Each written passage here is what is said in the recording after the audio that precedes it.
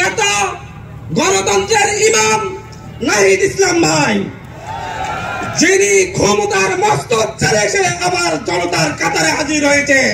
আমরা দেখেছি শেখ হাসিনার হিংসাত্মক মনোভাবের কারণে বেগম জিয়াকে কিভাবে দিনের পর দিন কারাগারে থাকতে হয়েছে। আমার সামনে দাঁড়ানো এই লক্ষ ছাত্র জনতা প্রত্যেকেই আজ 24-এর গণঅভ্যুত্থান পরবর্তী একটি ইতিহাসের সাক্ষী।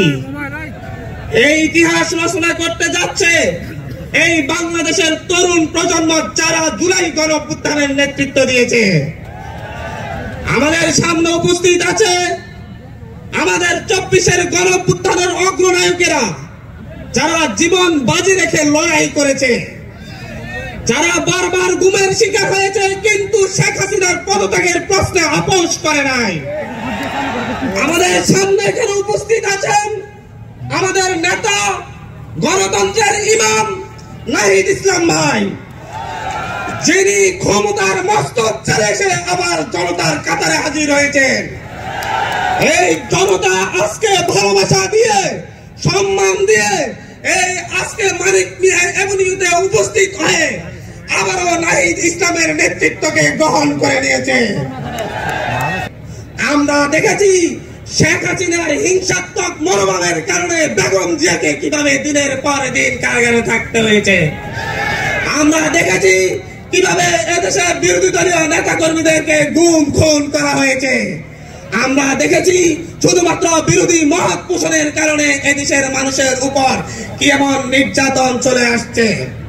তার পরবর্তীতে তার এই ধারাবাহিকতায় বাংলাদেশের মানুষ এই মঞ্চে উপবিষ্ট তরুণদের নেতৃত্বকে মেনে নিয়ে শেখ হাসিনার বিরুদ্ধে রাজপথে নেমে একটি সফল গণঅভ্যুত্থান পরিচালনা করে। তার মধ্য দিয়ে শেখ হাসিনা সহ তার দুঃশাসনের সঙ্গীরা এদেশ থেকে পালিয়ে তাদের দাদা বাড়িতে আশ্রয় নিতে বাধ্য হয়। আমরা আজকে এই দেশবাসীর সামনে উপস্থিত হয়ে বলছি, আমরা আমাদের নতুন দলের পক্ষ থেকে কথা দিচ্ছি, আগামীর বাংলাদেশ গণতন্ত্রের বাংলাদেশ হবে। আগামীর বাংলাদেশে তরুণরা নেতৃত্ব দিয়ে চাঁদাবাজ দখলদার মুক্ত বাংলাদেশ কায়েম করবে। আগামীর বাংলাদেশে আর কোন নির্বাচনের আগে দলে দলে সংঘাত হয়ে প্রাণহানির ঘটনা তরুণরা ঘটতে দিবে না। আগামীর বাংলাদেশে সকল দলমত নির্বিশেষে একসাথে বসবাস করবে।